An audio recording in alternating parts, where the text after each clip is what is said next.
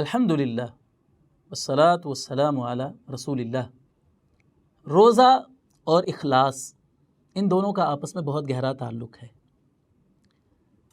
اخلاص کہتے ہیں اللہ سبحانہ و تعالیٰ کی رضا کے لیے کسی عمل کو سر انجام دینا، کوئی نیک عمل صرف اور صرف اللہ تعالیٰ کی خوشنودی کو حاصل کرنے کے لیے سر انجام دینا، جس میں ریاکاری، نمود و نمائش، شہرت اور لوگوں سے تعریف اور داد وصول کرنا شامل نہ ہو۔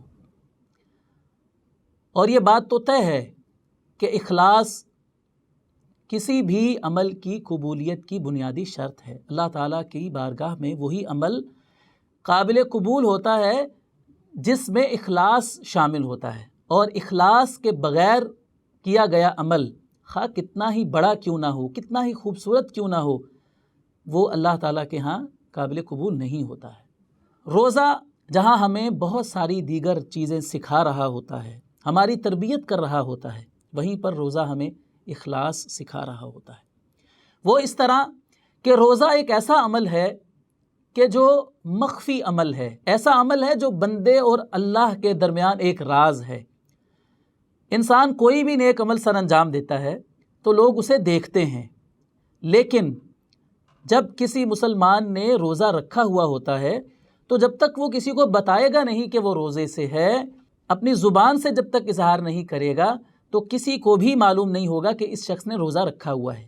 تو اس لیے اس کو ہم کہہ سکتے ہیں کہ یہ مخفی عبادت ہے۔ اسی لیے اللہ سبحانہ و تعالیٰ نے حدیث قدسی میں ارشاد فرمایا کہ الصوم لی وانا اجزی بہ، کہ روزہ میرے لیے ہے اور میں ہی اس کا اجر دوں گا۔ علماء فرماتے ہیں کہ باقی ساری عبادات جو ہوتی ہیں وہ بھی تو اللہ ہی کے لیے ہوتی ہیں۔ نماز بھی تو بندہ اللہ کے لیے ہی پڑھتا ہے، زکوٰۃ بھی اللہ کے لیے دیتا ہے، عمرہ حج بھی اللہ کے لیے کرتا ہے، باقی بھی جتنے اعمال ہوتے ہیں وہ سب اللہ کے لیے ہی ہوتے ہیں۔ لیکن اللہ تعالیٰ یہ جو فرما رہے ہیں کہ روزہ میرے لیے ہے اور میں ہی اس کی جزا دوں گا، اس کا مطلب یہ ہے کہ روزہ ایسا مخفی عمل ہے کہ یہ بندے اور اس کے رب کے درمیان ایک راز ہوتا ہے۔ اللہ کو پتہ ہے کہ اس نے روزہ رکھا ہوا ہے یا بندے کو علم ہے۔ اس اخلاص کی وجہ سے اللہ تعالیٰ فرماتے ہیں کہ اس کا اجر میں ہی عطا کروں گا۔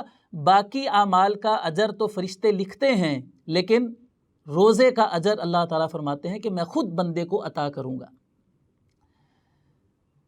تو ناظرین، یہ روزہ ہمیں اس طریقے سے اخلاص سکھاتا ہے کہ جس طرح ہم روزہ رکھتے ہیں اور اس کو ظاہر نہیں کرتے ہیں، ظاہر جب تک ہم زبان سے بتاتے نہیں کسی کو، یہ عمل کسی کے سامنے ظاہر نہیں ہوتا ہے، تو ہمیں باقی بھی اپنے نیک اعمال میں اسی طرح اخلاص کو پیدا کرنا ہے۔ اخلاص ہی کی بدولت کسی عمل میں جان پڑتی ہے، اس کی قیمت بنتی ہے، اور اخلاص کے بغیر کسی عمل کی کوئی قدر و قیمت نہیں ہے۔ جب کل قیامت کا دن ہوگا، اللہ رب العزت لوگوں کو ان کے اعمال کا اجر و ثواب عطا فرما رہے ہوں گے، تو وہ لوگ جنہوں نے دنیا میں ریاکاری کے لیے، نمود و نمائش کے لیے، لوگوں کو دکھانے کے لیے، اپنی تعریف کروانے کے لیے عمل کیے تھے، وہ بھی اس امید کے ساتھ وہاں پر منتظر ہوں گے کہ انہیں بھی ان کے عمل کا اجر اور صلہ ملے۔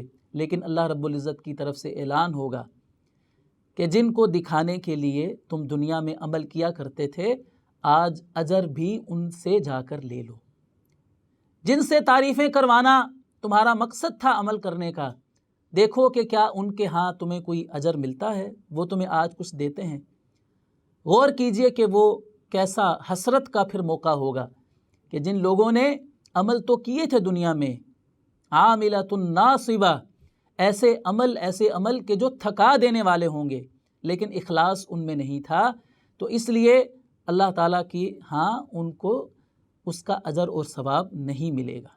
تو اگر ہم چاہتے ہیں کہ ہمارے اعمال میں جان پڑ جائے، اللہ کے ہاں ان کی قیمت بن جائے، مول بن جائے ان کا، تو ہمیں اپنے اعمال میں اخلاص پیدا کرنا ہے، اور روزہ ہمیں اخلاص سکھانے کے لیے آتا ہے۔ جس طرح ہم روزے کی حالت میں مخفی عبادت کر رہے ہوتے ہیں، اسی طرح ہمیں اپنی باقی عبادات کو بھی چھپا چھپا کر کرنا ہے، لوگوں کو دکھانا نہیں ہے، اس نیت کے ساتھ کہ لوگ دیکھیں تو ہماری عزت کریں، لوگ دیکھیں تو ہماری تعریف کریں، لوگ دیکھیں تو ہماری شہرت اور ناموری ہو معاشرے کے اندر۔ اس مقصد کے لیے ہم نے کام نہیں کرنا ہے۔ نبی کریم صلی اللہ علیہ وسلم نے ایک حدیث مبارکہ میں 7 ان خوش قسمت لوگوں کا تذکرہ فرمایا ہے کہ جن کو اللہ رب العزت قیامت کے دن اپنے عرش کا سایہ نصیب فرمائیں گے۔ ان میں سے ایک خوش نصیب وہ شخص ہے کہ فرمایا کہ وہ صدقہ کرتا ہے فَأَخْفَاهَا، تو اس کو چھپاتا ہے، چھپا کر صدقہ کرتا ہے، اس قدر چھپا کر صدقہ کرتا ہے کہ اس کے بائیں ہاتھ کو بھی پتہ نہیں چلتا کہ اس کے دائیں ہاتھ نے کیا خرچ کیا ہے۔ تو یہ تربیت کی جا رہی ہے اخلاص کی، کہ ایک مسلمان اپنے اعمال کو چھپا کر رکھتا ہے ریاکاری سے بچنے کے لیے۔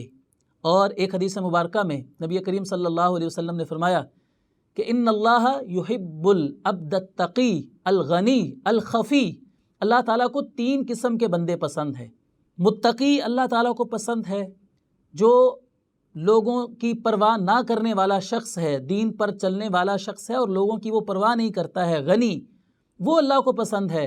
اور 3 نمبر پر فرمایا الخفی، جو اپنے نیک اعمال کو چھپانے والا ہے، ناموری سے، شہرت سے وہ دور بھاگتا ہے، ایسا شخص اللہ تعالیٰ کو پسند ہے۔ تو ہمیں بھی روزے کے ذریعے سے اخلاص کو سیکھنا ہے اور اپنے ہر عمل میں اخلاص پیدا کرنا ہے، تاکہ اللہ رب العزت کے ہاں ہمارے اعمال قبول ہو سکیں اور اللہ تعالیٰ اس کے صلے میں راضی ہو کر ہمیں اجر و ثواب اور جنت میں داخلہ عطا فرما دے۔